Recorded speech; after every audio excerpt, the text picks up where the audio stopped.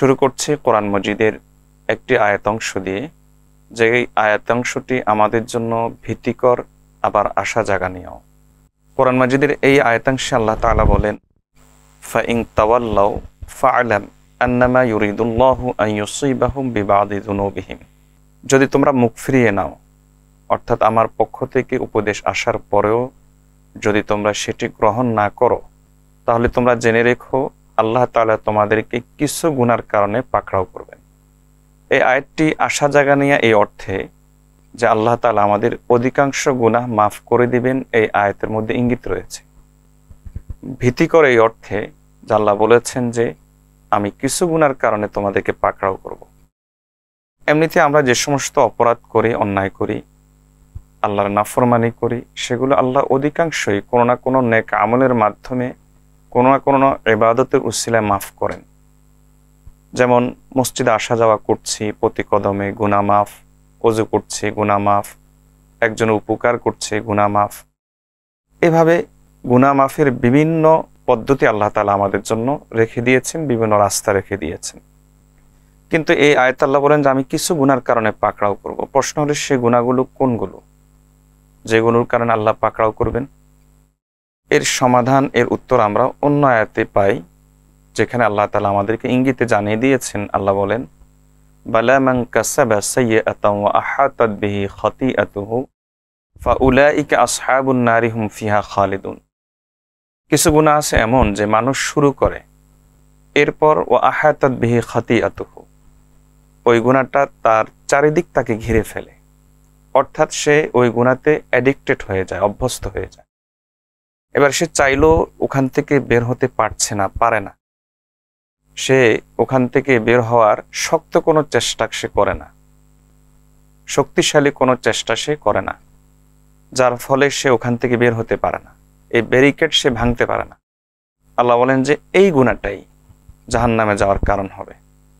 আমরা যদি একটু হিসাব করি, একটু যদি আমরা যাচাই খতিয়ে দেখি যে কোন গুনাহটি আমাদের জীবনে এভাবে আমাদেরকে আক্রান্ত করেছে যে আমাদের চারিদিক ঘিরে ফেলেছে, তালিকার শীর্ষে আসবে অবশ্যই যে গুনাহগুলো আমরা গোপনে করি, ভার্চুয়ালভাবে করি, যে গুনাহগুলো আমরা ইন্টারনেটের মাধ্যমে করি, যে গুনাহগুলো আমরা বিভিন্ন ডিভাইসের মাধ্যমে করি।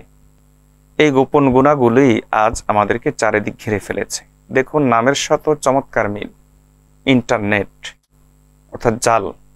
এক মনীষী বলেছিলেন আসলে এটা ইন্টারনেট নয়, এটা এন্টারনেট, জালে প্রবেশ করা।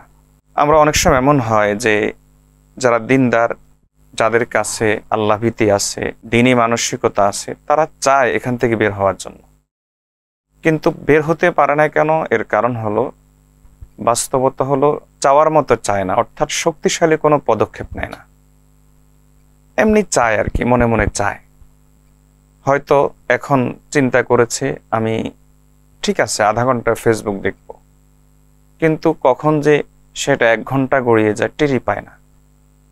আবার চিন্তা করে আচ্ছা ঠিক আছে কাল অনেক কাজ আছে, আমি এখন ঘুমিয়ে পড়ব, কিন্তু কখন যে সেটা আবার কয়েক ঘন্টা পার করে ফেলে টেরই পায় না। একটা সময় রাতের 12টা থেকে 1টা, 1টা থেকে 2টা, 2টা থেকে 3টা। এমনও হয় যে সারা রাত এটার ভিতরে ডুবে থাকে এবং ফজরের আজান শুনে ঘুমাতে যায়। একটা লোক যদি এভাবে সারা রাত জেগে থাকে, তাহলে সে সারাদিন কি কাজ করবে? আমাদের শুধুমাত্র আখিরাত যে নষ্ট করছে এমন নয়, আমাদের দুনিয়ার সফলতার পেছনেও এটা অনেক বড় বাধা হয়ে যাচ্ছে। একজন মানুষ সে সফল হতে পারে না, না দুনিয়াতে না আখিরাতে। এর কারণ হলো এই গুনাহতে আসক্ত হয়ে পড়া। বর্তমান সময়ের সাথে খুব মিলে যাচ্ছে অতীত মনীষীর একটি চমৎকার কথা। কেমন যেন তিনি এই যুগের অবস্থাকে দেখেই কথাটা বলেছেন।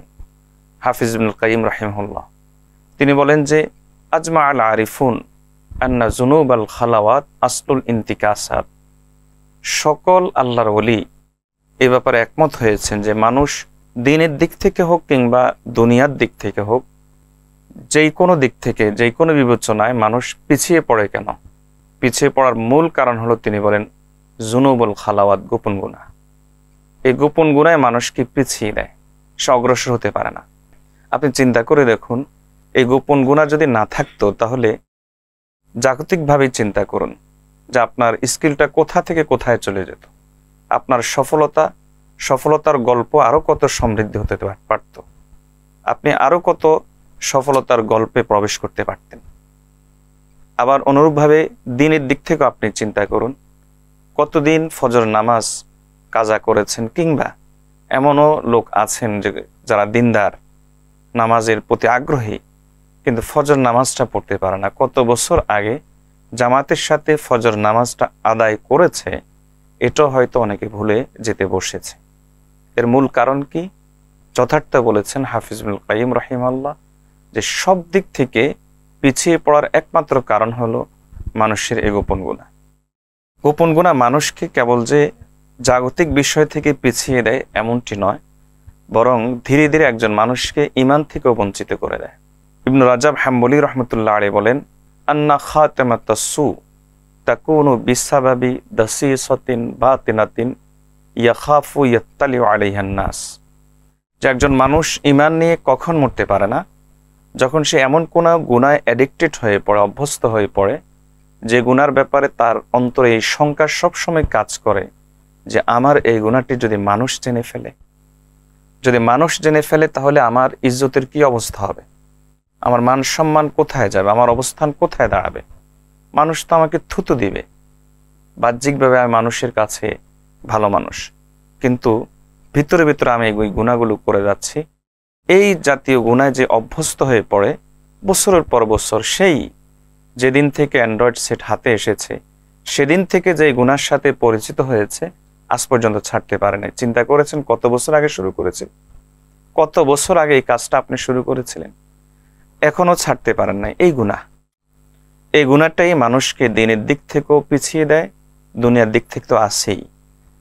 ইবনু রাজাব হাম্বলি রাহিমাহুল্লাহর ভাষায় এই গুনাহটাই মানুষকে ঈমান থেকেও মাহরুম করে দেয়, ঈমান থেকেও বঞ্চিত করে দেয়। এমনকি একটা সময় তার অশুভ মৃত্যু, খারাপ মৃত্যু চলে আসে। আল্লাহর কাছে পানাহ চাই। হাদিসে রাসূলুল্লাহ সাল্লাল্লাহু আলাইহি ওয়াসাল্লাম এটিকে একটা ভয়াবহ ফিতনা হিসেবে উল্লেখ করেছেন। নবীজি সাল্লাল্লাহু আলাইহি ওয়াসাল্লামের ভাষায় এই ফিতনা নারীর ফিতনা। নারীর ফিতনা কেন বলা হয়েছে? কারণ এই গুনার মূল উপাদান নারী। নারীকে ভোগ্যপণ্য হিসাবে দেখানো। রাসূলুল্লাহ সাল্লাল্লাহু আলাইহি ওয়াসাল্লাম ভাষায় মা তারাকতু ফিতনাতান আদাররা আলা রিজালি মিনান নিসা। আমি পুরুষের জন্য এই নারীর ফিতনার চাইতে বড় কোনো ফিতনা রেখে যাইনি। এখানে নারীকে খাটো করা উদ্দেশ্য নয়, বাস্তবতা বোঝানো উদ্দেশ্য। সেটা হলো এই যে এই ফিতনার মূল উপাদান নারী। নারীকে নিয়েই এই গুনার সৃষ্টি এবং এই গুনার প্রচার, এই গুনার প্রসার। নারীকে নিয়েই এই গুনার উপর ইন্ডাস্ট্রি গড়ে উঠেছে, crore crore billion trillion dollar industry গড়ে উঠেছে। সুতরাং সাহস করতে হবে, হিম্মত করতে হবে এই গুনাহ থেকে বের হয়ে আসা। আমরা যারা চাই এই গুনাহ থেকে বের হওয়ার জন্য, তাদের জন্য ছোট্ট করে 3টি পরামর্শ। প্রথম পরামর্শ হলো এই যে হিম্মত করতে হবে। কারণ হিম্মত ছাড়া আপনি এই গুনার দেওয়াল আপনি ভাঙতে পারবেন না। এটাই হলো বাস্তবতা। আপনাকে হিম্মত করতেই হবে। আপনাকে এই সিদ্ধান্ত নিতে হবে যে আমি পারবো। আপনি মুমিন, আপনি পারবেন না কেন? আর যদি আপনি সিদ্ধান্তটা, হিম্মতটা এই ফিতনার সময় আপনি নিতে পারেন, তাহলে রাসূলুল্লাহ সাল্লাল্লাহু আলাইহি ওয়াসাল্লাম পক্ষ থেকে আপনার জন্য রয়েছে অভিনন্দন, আপনার জন্য রয়েছে মহাপুরস্কার। আল্লাহর পক্ষ থেকে নবীজি বাজেট করে দিয়েছেন। রাসূলুল্লাহ সাল্লাল্লাহু আলাইহি ওয়াসাল্লাম বলেন, ইন্না মিন ওয়ারাইকুম আইয়ামাস সাবর। এরপরেই আসবে কিয়ামতের আগে যে যুগটি, সে যুগটি হলো সবরের যুগ। নবীজির ভাষায় সেই সময় সবর করাটা, ধৈর্য ধারণ করাটা কতটা কষ্টকর হবে, ঈমানের উপর টিকে থাকাটা, আমলের উপর টিকে থাকাটা, গুনাহ ছেড়ে দেওয়াটা কতটা কষ্টকর হবে। নবীজির ভাষায় আস-সাবরু ফীহিন্না কাল কাবদি আলাল জামার। একজন মানুষ জ্বলন্ত পাথরকে হাতের তালুতে রেখে দেওয়াটা যতটা কষ্টের, এরকমই কষ্টের হবে ঈমান নিয়ে টিকে থাকা, ঈমান নিয়ে বেঁচে থাকা। তবে কেউ যদি এই সময় হিম্মত করে দাঁড়াতে পারে, ঈমানের উপর, ইসলামের উপর, দ্বীনের উপর যদি সে হিম্মত করতে পারে, যদি গুনাহ ছাড়তে পারে, হিম্মত করে আল্লাহর দিকে ধাবিত হতে পারে, দ্বীনমুখী হতে পারে, নবীজি সাল্লাল্লাহু আলাইহি ওয়াসাল্লাম বলেন, লিল আমিলি ফিহি আজরু 50। ওই যুগে, এই সময়ে, এই ফিতনার সময়ে কেউ যদি হিম্মত করে দাঁড়াতে পারে, গুনাহ ছাড়তে পারে, আমল করতে পারে, ঈমানমুখী হতে পারে, তওবার প্রতি অগ্রসর হতে পারে, নবীজি সাল্লাল্লাহু আলাইহি ওয়াসাল্লাম বলেন যে আজরু 50, সে 50 জন সমান পুরস্কার পাবে। সাহাবী জিজ্ঞেস করলেন যে ইয়া রাসূলুল্লাহ সাল্লাল্লাহু আলাইহি ওয়াসাল্লাম আজরু 50 মিন্না আও মিনহুম, 50 জন কি আমাদের মতো সাহাবীর না তাদের যুগের মানুষের? নবীজি সাল্লাল্লাহু আলাইহি ওয়াসাল্লাম বলেন আজরু 50 মিনকুম, তোমাদের মতো সাহাবীর 50 জন সমান পুরস্কার সে পেয়ে যাবে, হিম্মত যদি করতে পারেন। মুমিন কখনো ডরতে নেহি হালাত কি খুনি মঞ্জর সে, মুমিন কখনো জামানার রক্তচক্ষু দেখে ভয় পায় না। ফিতনা যতই ফেনায়িত হয়, মুমিন সেখানে ইমানের উপর অটল দাঁড়িয়ে থাকে। সুতরাং আপনাকে হিম্মত করতে হবে, আমি পারবো আমি এই দেয়াল ভাঙতে, পারবো আমি এই গুনাহ ছাড়তে, যে গুনাহ আমার দিন দুনিয়া উভয় জগৎ ধ্বংস করছে, আমি সেই গুনাহ ছাড়বই। এই হিম্মত আপনাকে করতে হবে। দ্বিতীয় যে পরামর্শ আপনাকে দিব, সেই পরামর্শটি হলো যে সব সময় একটা নেক পরিবেশের সাথে নিজেকে জুড়ে রাখার চেষ্টা করবেন, টাচে থাকবেন। কমপক্ষে একজন ভালো মানুষের সঙ্গ, একজন ভালো আলেমের সঙ্গ যদি আপনি নিতে পারেন বেশি বেশি করে, বিশেষ করে যারা তরুণ যুবক, এরাই হলো এই গুনাহতে বেশি অ্যাডিক্টেড। আর একজন তরুণ কিংবা একজন যুবক এই বয়সে একজন হাক্কানি আলেম, ভালো মানুষের সোহবত সংস্পর্শ পাওয়া, এটা সবচেয়ে বড় সৌভাগ্য। হাসান বসরি রহমাতুল্লাহ এমনটি বলেছেন, ইন্না মিন সাআদাতিল হাদাস আন ইউওয়াফিকাহু আলিম আহলি সুন্নাহ, যে তারুণ্যের সবচেয়ে বড় সফলতা সেটা হলো একজন হাক্কানি আলেমের সংস্পর্শ পাওয়া। আপনি তাদের সাথে যত বেশি যুক্ত হতে পারবেন, রাসূলুল্লাহ সাল্লাল্লাহু আলাইহি ওয়াসাল্লাম বলেছেন, তাহলে এর দ্বারা তোমার আখিরাতের চিন্তা বাড়বে, গুনাহ ছেড়ে দেওয়ার শক্তি তোমার মধ্যে ইনশাআল্লাহ আসবে, তুমি ইনশাআল্লাহ আল্লাহর দিকে ধাবিত হওয়ার যোগ্যতা সঞ্চয় করতে পারবে এ জাতীয় পরিবেশ থেকে। তৃতীয় যেই পরামর্শ সেটা হলো, এরপরও আপনি যখন গুনাহটা করতে যাবেন, গুনাহটা যখন হয়ে যাবে, তখন দেখবেন ওই যে নেক পরিবেশের প্রভাব আপনার অন্তরে কাজ করবে, কিছুটা হলো আপনাকে একটা দ্বিধাদ্বন্দ্বের ভিতরে ফেলে দিবে, একটা দোটানার ভিতরে ফেলে দিবে। এটাই হলো ঈমানের একটা আলামত।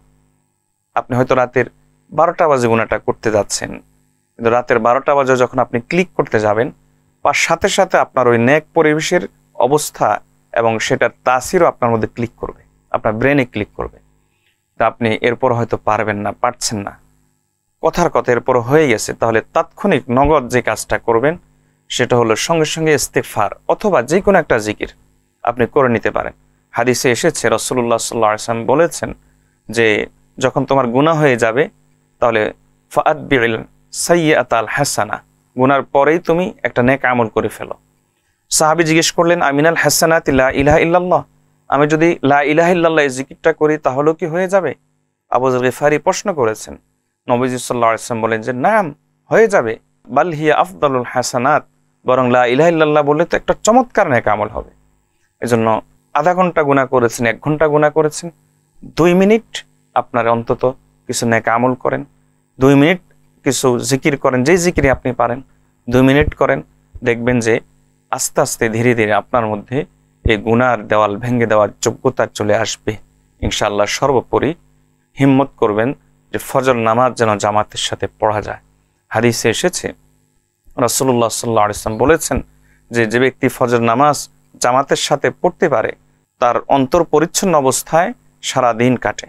নবীজি সাল্লাল্লাহু আলাইহি ওয়াসাল্লাম বলেন, যদি কোনো ব্যক্তি এই কাজটা করতে না পারে, ফজর নামাজ সময় মতো পড়তে না পারে, তাহলে ওয়া ইল্লা আসবাহা খাবিসান নাফসি কাসলানা, তাহলে তার অন্তর অত্যন্ত নাপাক অবস্থায় নানা ধরনের কুচিন্তা, খারাপ চিন্তা অন্তরে তখন গিজগিজ করে।